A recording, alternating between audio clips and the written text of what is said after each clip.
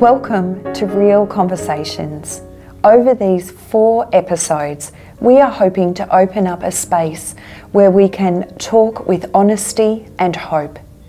We are looking to not only surviving but thriving our COVID reality. Today with me is Karen Rolfe. We begin our series with the topic of loss and grief. Karen worked for 35 years as a social worker, specifically in the area of rehabilitation. And during that time, she also worked for 3 years as pastoral associate at St Paul the Apostle in Endeavour Hills. In 2016, she moved into her new role with St John of God Hospital at Berwick as the pastoral care manager. And this year, her role now encompasses St John of God Frankston and Pine Lodge. So, Karen, when we look at this area of loss and grief, could you give us some parameters, some understanding of what we're working with? Sure. I think in many ways we focus on loss and grief in terms of the death of a loved one. You know, that's our most familiar understanding of loss and grief. But, you know, there are many forms of loss. You know, there's loss of a job, loss of social interaction, changed life circumstances, loss of a pet, mental, physical and emotional losses. So I think during this pandemic time, our losses have been really heightened because our normal ways of gaining support and comfort have really been changed, and this really compounds our sense of loss. You might have had an experience of a death and, you know, had a restricted funeral celebration, so where there's been no hugging and no sharing of story afterwards. Grandparents unable to share the joy of a newborn or the milestones of their grandchildren. Patients in our hospital who at their most vulnerable time haven't been able to get the support that normally they would have got, you know, from family and friends. So, you know, it's been really, really challenging and difficult for many people, and you know, loss has been quite profound. How and why is grief necessary? How is it expressed and embodied? Well, if I take the second part of the question, you know, how is grief expressed? And it's expressed in, you know, physically, emotionally and behaviourally. So physically you're crying and or breathlessness or exhaustion or shaking, feeling nauseous, or an inability to concentrate, to sleep, loss of appetite. There might be detachment or loneliness, irritability, anxiety, you know, or there might be relief. You know, there's lots of different ways of experiencing loss. But why is grief necessary? I think grief is necessary because it's necessary for us to know the intensity of love. You know, it's part of our human condition.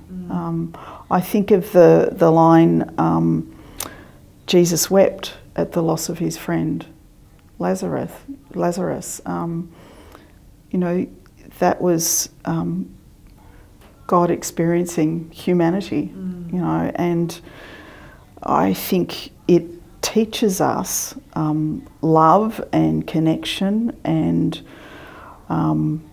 depth of feeling, and enables us to grow. We speak sometimes of a continuum or a pathway or a progression through stages that have been identified when we speak of loss and grief. How do we assist ourselves and others to move on, or better, relocate that experience, the person, the dream? That's not how we really understand grief these days. We don't understand it as a continuum. We see it as something, it's not a linear progression. You can move back and forth between different types of grief, different stages of grief, and it's important, to give people time to tell their story of grief. It might be through the spoken word, but it also might be through the written word or through drawing pictures. Not everybody can tell their experience of grief verbally. However your grief is expressed, I think you have to remember that that's normal for you. That you need to be able to, it's important to validate how you feel, that you need to give yourself time to process that loss and to grieve. Grief can be very, very intense and continuous and repetitive, and that's important for the person who's grieving, but for the person who's walking with that grieving person, that can be really hard. And it may require you getting some support yourself to be able to do that, to walk that journey with them. But you might also encourage people to seek some help, some professional help, because maybe that professional person can provide them with a different understanding of what their grief is about. A depth that maybe they may not have been able to explore with friends and family. So, I think that's probably something people should consider. I'd like to ask you now about resilience, about optimism and hope. Is there a difference?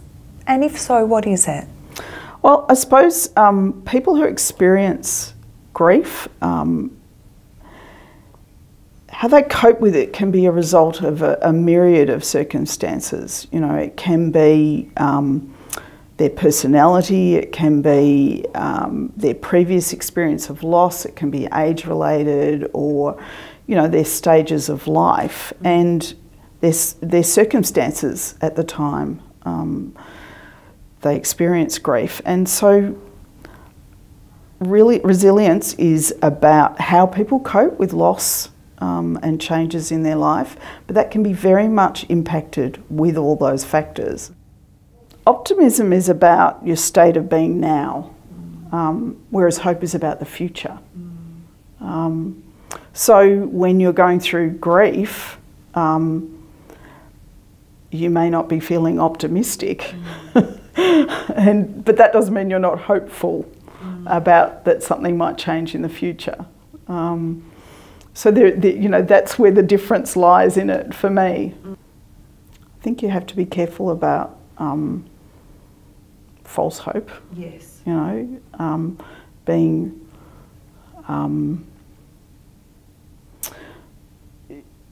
sometimes you just have to let people be where they are. I think that thing about being with them and journeying with them and just living through that, you might need that sense of hope because you're finding you're struggling with that story and that difficult time. So that might be more about you than them. But it is enough for them, I think, to know that people are there next to them. That's probably, if you stand back with perspective, that's the story of hope, that people are there surrounding them. It makes me think about one of my favourite poems, which is the Footsteps in the Sand, where, person's walking along the beach and they're looking behind them and they see only one set of footprints, and they ask God later, how come there was only one set of footprints when I was going through such grief and loss, and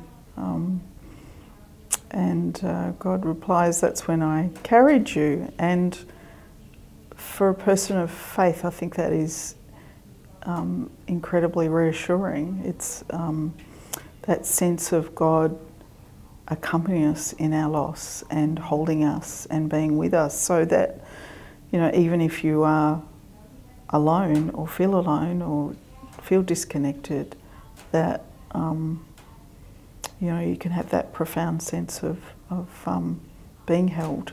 I find that very reassuring and comforting for myself, and hopefully others do as well. Thank you. In our faith family, we're entering into this season of Advent, which is a season of anticipation, but also of hope and joy.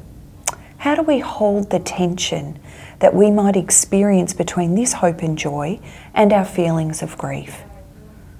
It's important that we're not jumping too quickly to the joy and hope, that we're not giving people the sense that we're moving on, you know.